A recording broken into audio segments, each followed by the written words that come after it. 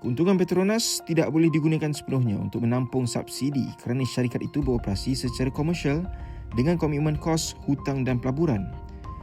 Nasihat kanan politik kepada Perdana Menteri Tengku Datuk Seri Zafrul Tengku Abdul Aziz menjelaskan, daripada hasil RM266 bilion dan keuntungan RM45.4 bilion pada 2025, sebahagian besar perlu digunakan untuk operasi dan tanggungjawab kewangan syarikat, bukan dianggap sebagai dana bebas kerajaan.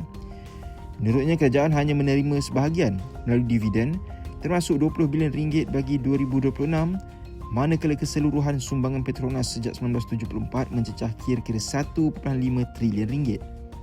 Dalam masa sama, kos subsidi negara dianggarkan sekitar RM4 bilion sebulan atau RM48 bilion setahun, jauh melebihi tambahan hasil minyak sekitar RM10 hingga RM14 bilion.